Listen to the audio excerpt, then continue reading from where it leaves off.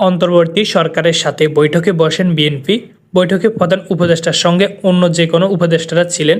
তাদের একাধিক উপদেষ্টারা বলেছেন বিএনপি অসন্তুষ্ট হয়েছে, আলোচনা এটা তাদের মনে হয়নি। আইন উপদেষ্টা আসিফ নজরুল বলেছেন বিএনপি মহাসচিবের এটা বলা অবশ্য অধিকার আছে।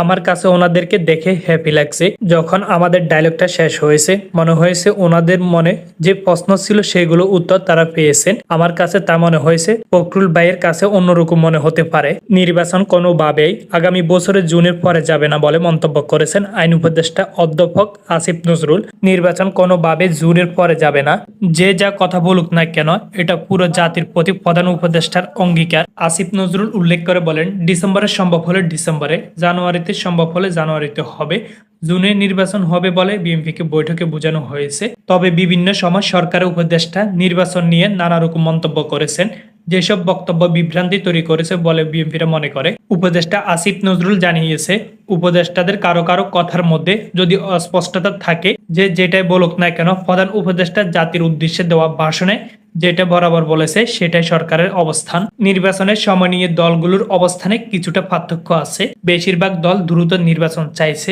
জামায়াতের ইসলামের সেক্রেটারি জেনারেল মিয়া গোলাম ফরওয়ার বিবিসিকে বলেছেন তারা মনে করেন ফেব্রুয়ারি রোজার আগে নির্বাচন করা উচিত। এই সময়ের পরে নির্বাচন করার ক্ষেত্রে বিএনপি যেসব সমস্যার কথা বলছে জামায়াত একই ধরনের সমস্যার কথা বলতেছে। যুক্তরাষ্ট্রের প্রেসিডেন্ট ডোনাল্ড ট্রাম্পের নতুন প্রশাসন আসার পরে দেশটির দুইজন উপসহকারী পররাষ্ট্রমন্ত্রী এখন ঢাকা সফর করছেন। তারা গতকাল জামায়াতে ইসলামী জাতীয় নাগরিক পার্টির বা এনসিপি বিএনপির সঙ্গে আলাদা আলাদা বৈঠক করেছেন। এইসব বৈঠকে মার্কিন কূটনীতিকগুলো মূলত বাংলাদেশের নির্বাচন, রাজনৈতিক পরিস্থিতি সহ বিভিন্ন বিষয়ে দলগুলোর অবস্থান জানতে চান। বিএনপি সহ দলগুলোর তাদের নিজ নিজ অবস্থান তুলে ধরেছেন। সেই বৈঠকের পরে নির্বাচন নিয়ে সাংবাদিকদের প্রশ্নে জামায়াতের আমির শফিকুর রহমান বলেছেন তারা রোজা শুরুর আগে নির্বাচন চান, তবে সংস্কার শেষ না করে নির্বাচন করার বিপক্ষে অবস্থান তুলে ধরে আসছে বিএনপি। দলটির সেই অবস্থানে তেমন পরিবর্তন হয়নি। এনসিপি সদস্য সচিব আখতার হোসেন বিবিসি বাংলাকে বলেন মৌলিক সংস্কার শেষ করা এবং জুলাই আন্দোলন হত্যাকাণ্ডের বিচার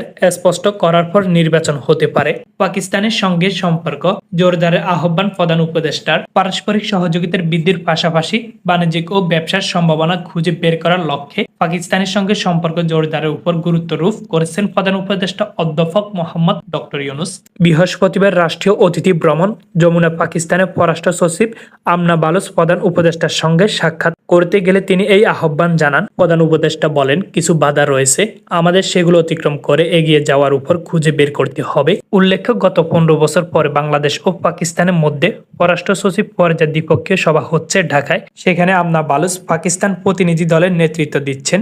অতীতের কথা উল্লেখ করে আমনা বালুচ বলেন বাংলাদেশ ও পাকিস্তানের মধ্যকার সম্ভাবনাগুলো কাজে লাগানোর উপায় বের করতে হবে। তিনি বলেন আমাদের নিজেদের মধ্যে বিশাল আঞ্চলিক বাজার রয়েছে, আমাদের এটি কাজে লাগানো উচিত। আমনা বালুচ বলেন আমরা প্রতিবারের সুযোগ হারাতে পারি না।